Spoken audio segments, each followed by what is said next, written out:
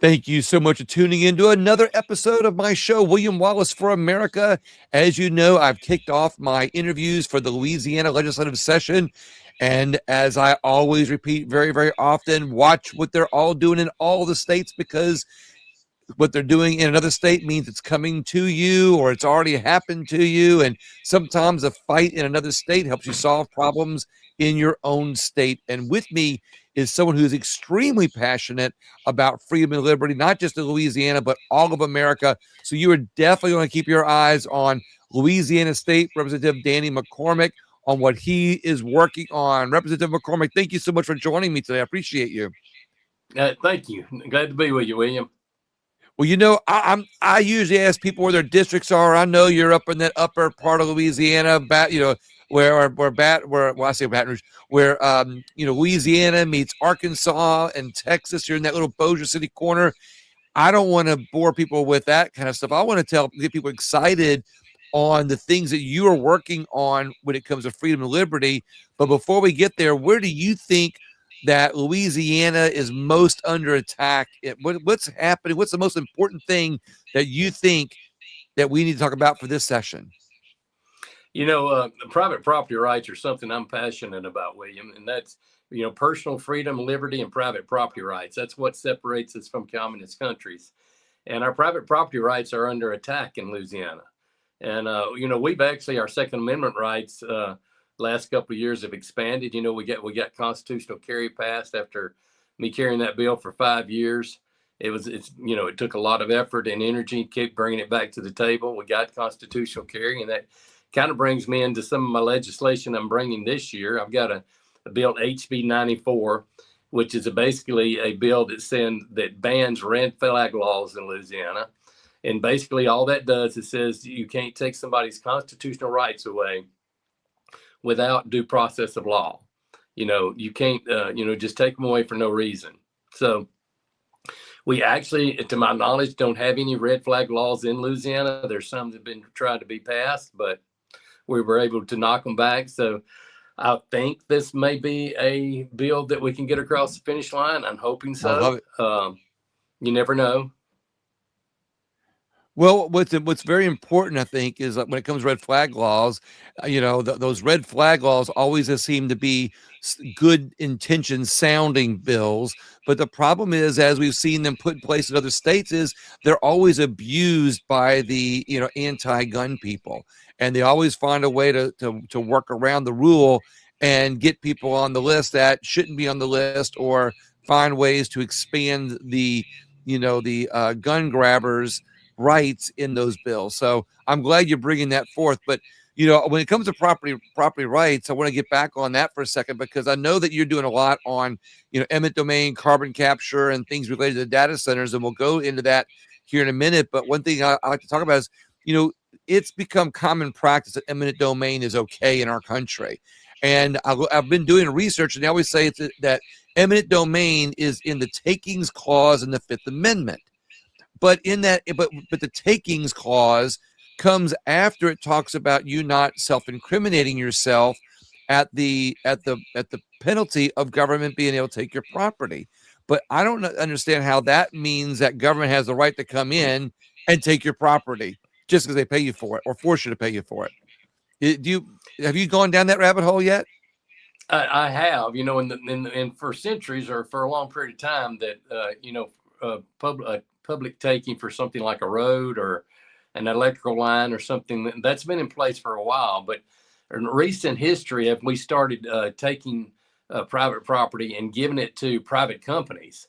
That's the problem with carbon capture and sequestration, is they have the right to use eminent domain for their pipelines, for taking your subsurface rights away from you. And those things shouldn't be accepted for public profit.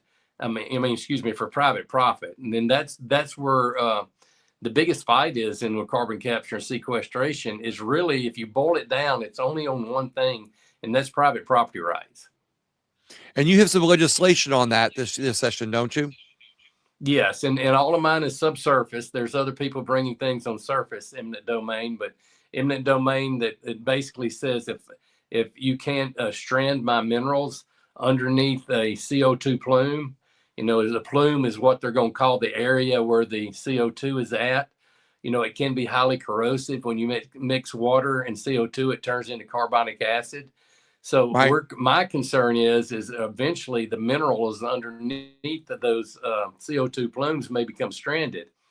And we have trillions of cubic feet of gas and billions of barrels of oil that are going to be trapped under these CO2 plumes.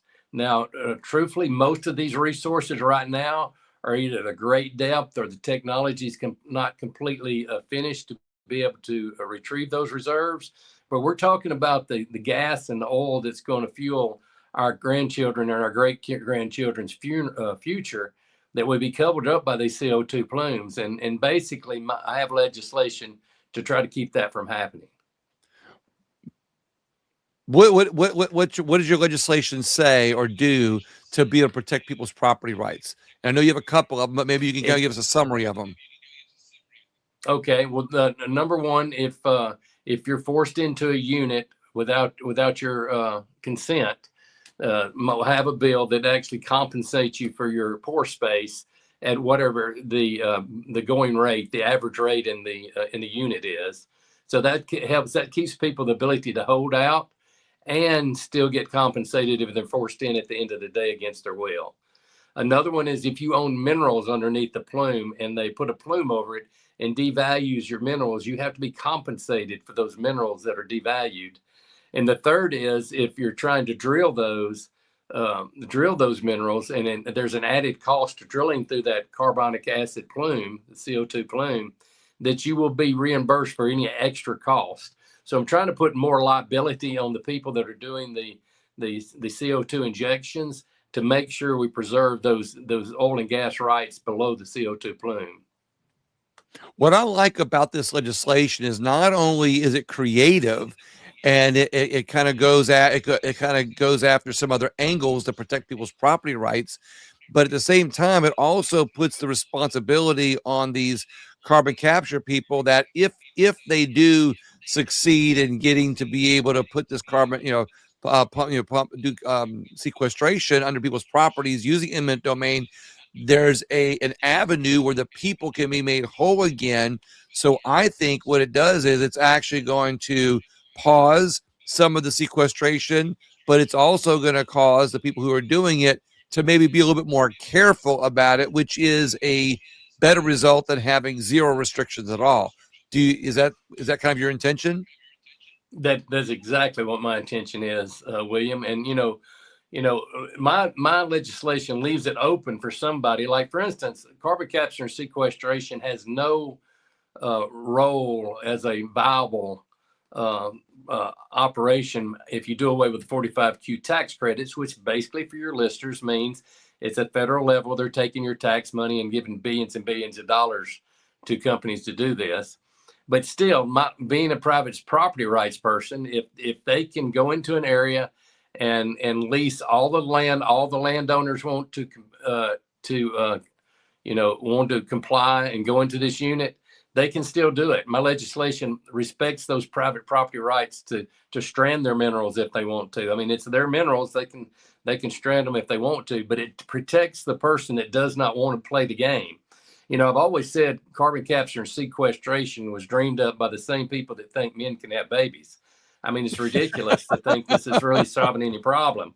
But if you want to take your private dollars and go build a clinic to service men having babies, that's up to you. But on the other hand, I don't want to participate. I don't want you taking my resources. Right, exactly. To participate in your silly actions.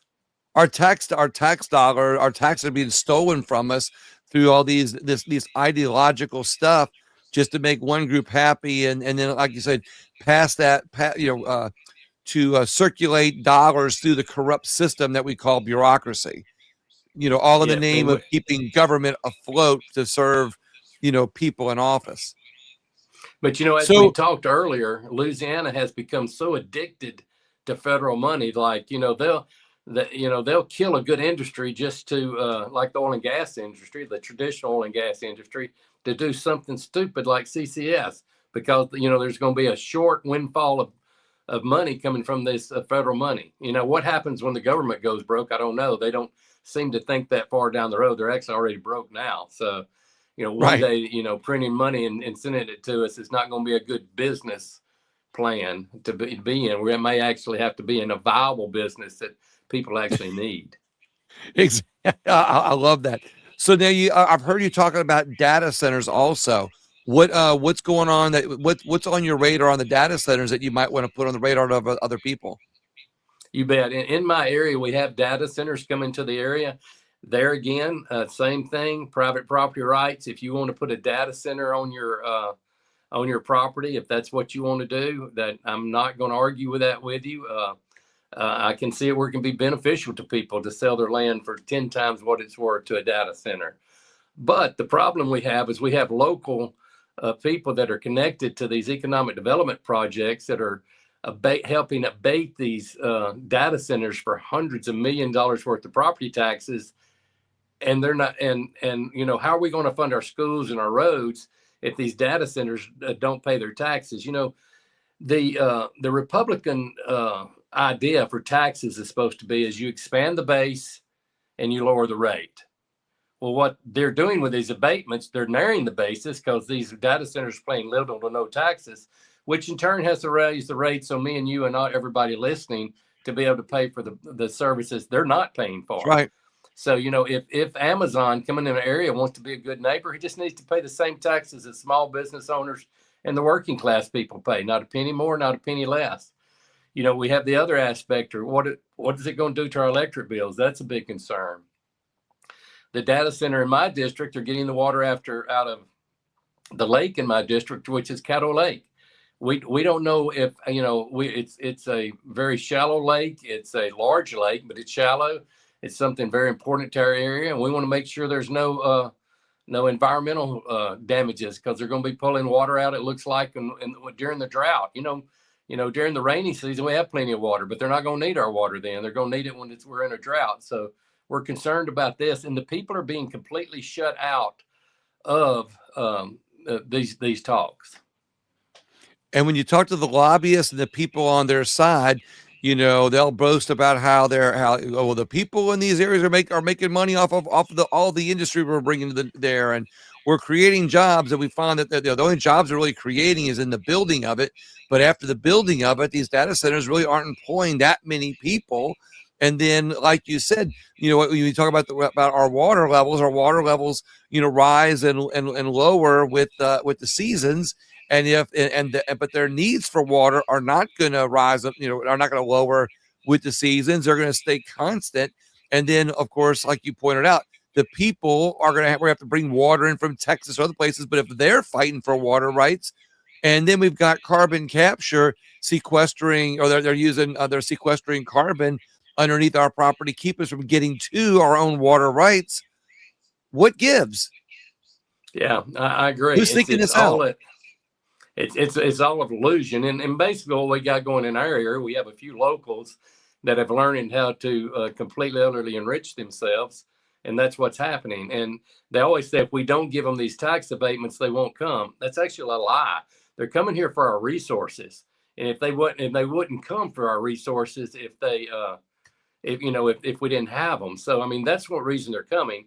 If you'll give them $100 million worth of tax abatements, they'll take it. Why wouldn't they? And if some attorney's willing to sell it to the community, and they give him, if I'm a business owner and you do away with $100 million worth of taxes for me, I'd be glad to throw $2 or $3 million your way. Right.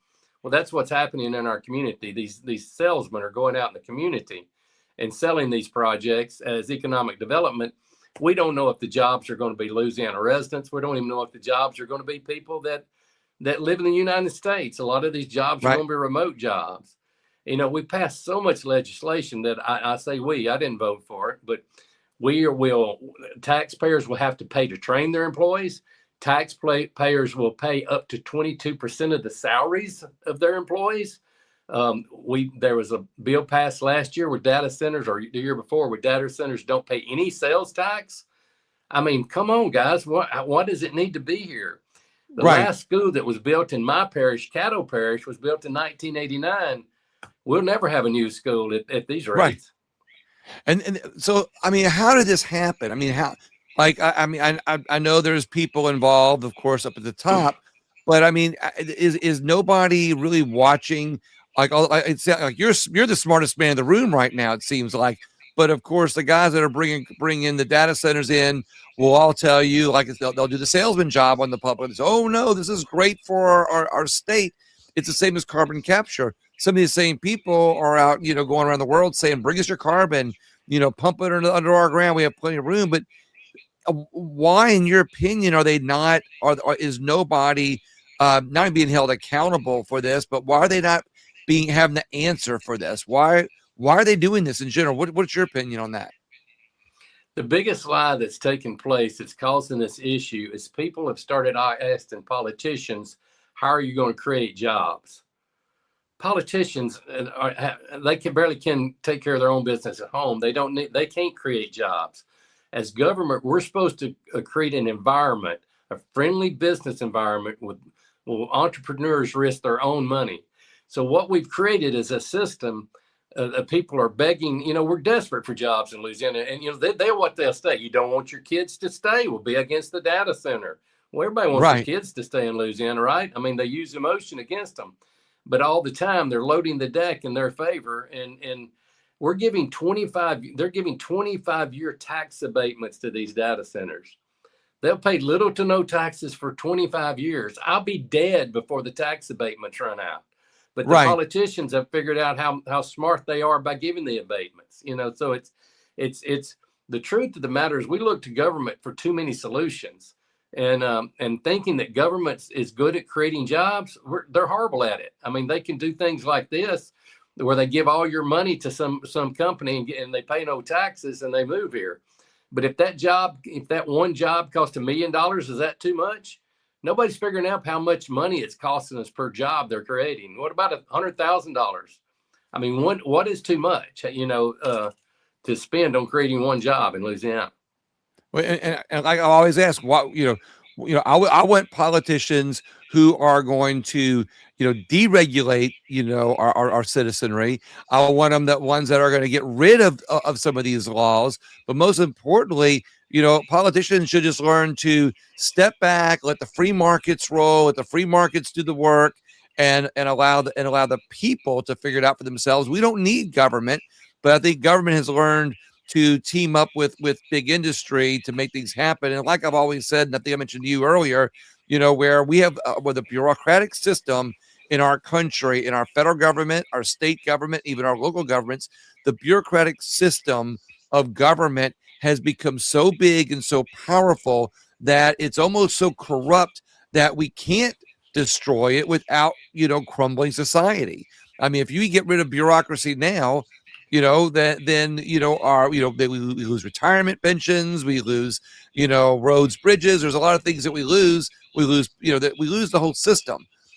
But we've got to find a way to unwind it a little bit, or at least, and what you're doing is wake people up with some of this legislation that you're doing to make them aware that we got to stop it now so it doesn't get any further. What other legislation are you working on this session that you think is going to help bring freedom, liberty back to people in Louisiana, help stop some of this nonsensical stuff? Well, for instance, this is the biggest concern, right? We're bringing the data centers, or I say we, I'm not. The data centers are coming to North Louisiana, and you know who's coming out in the community and telling the people what's going to be happening? The people that work for the data centers, the people that are there to make all the profit. Not the Louisiana Department of Economic Development. You can't find them. No elected official has any information. This data center is going in my district, and I learned about everything I've learned by reading the paper. I mean, what politicians they are involving are signing non-disclosure agreements, and I haven't. And now this is in my district, and I haven't been asked to sign a non-disclosure agreement. I would not sign one, but they completely cut me out because they know I'll ask questions, and they don't want that. So all the bobblehead politicians that go around doing a little bobblehead every question they ask, they involve them. But they don't want to answer a hard question because they have the deal rigged in their favor, and they don't want to discuss it. Well, is there anything else between carbon capture and the data centers, or anything related to big industry that any other legislation you have that's working on any of those other areas? And I have legislation dealing with the Caddo-Bossier port. Three pieces of legislation. Another crony capitalism outfit here in Caddo Parish. We have the Caddo-Bossier port, and it gets less than one barge in today. And the gentleman that is the port director of the Caddo-Bossier port makes right at $500,000 a year total compensation for one barge a day. He gets paid more than any other port a general manager at a port in Louisiana. There's some ports in Louisiana get 300 barges a day. This guy makes more than them. Well, the reason he's able to make more than him than any of the rest of them is they have this crony capitalism going. They run these pilot programs called pay in lieu of taxes, and they'll put it where they don't have to pay the taxing entities anything, but they make a $225,000 a year payment to the port to keep funding their salaries. It's a deal that's being rigged, and what I'm trying to bring is accountability. What your people probably need to know, whether it's any kind of board that's not elected, has no answers to anybody. So I'm trying to make it, before the port can do tax abatements, they have to go in front of the elected officials and get approval from them before they do it. That's what I'm trying to do. I'm trying to bring accountability. Like right now, if you don't like the data center, there's no elected official you can blame it on, because none of us know anything. I need to be held accountable for that data center. So I need to be able to approve it or disapprove it, but that's not what's happening. So we don't need appointed boards making our decisions. We need elected officials making them, so we can hold them accountable at the ballot box. Exactly right. It sounds to me like with some of the things that you're uncovering, there's so much out there that they've been able to move. I'll say it's a shell game. It's a shell game because they're moving the pieces around while they're keeping them covered up from the public.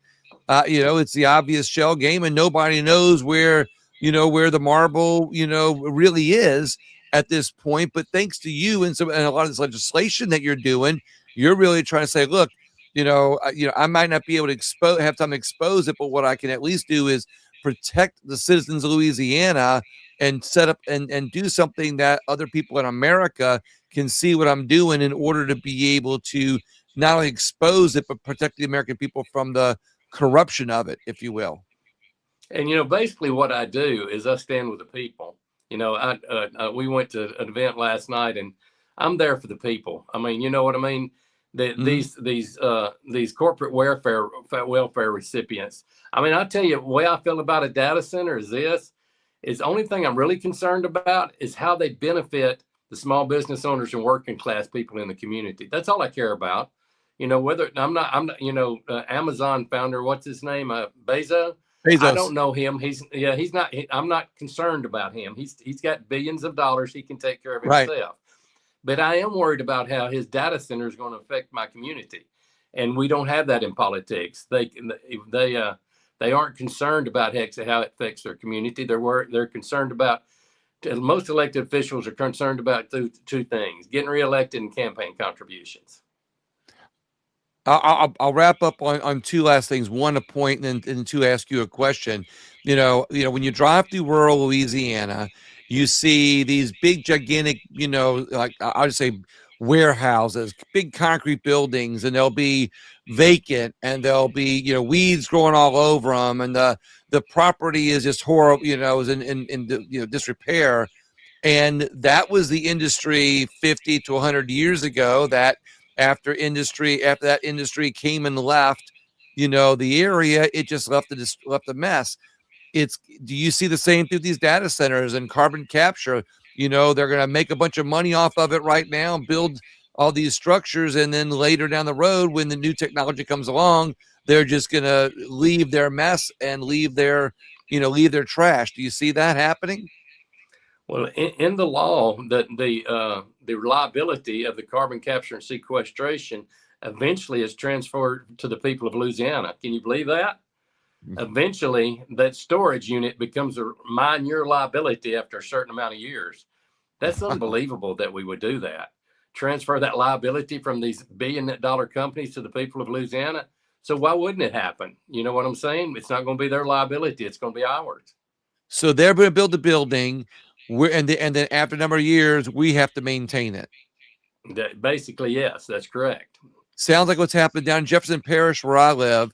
There is a scenario going on right now where the council has voted to, and this is just the backstory. They're going to build a building. The business is going to get to rent the building for like $1 a month. They're not going to. They don't have to pay any taxes. They don't have to pay any rent. But yet they're going to have a business in there, a private business in there that they get to operate without having to pay any taxes, and the parish is paying the bill on it.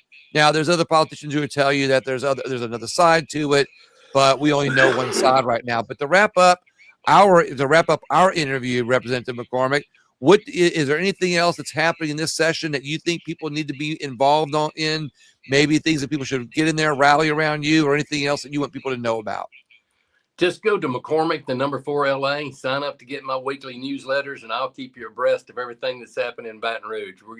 I have my grassroots organization, Operation Golden Arrow, has 60,000 members that I communicate with on a weekly basis. So go to McCormick, the number 4LA.com, sign up to get my newsletters weekly, and I'll keep you in the loop. Awesome.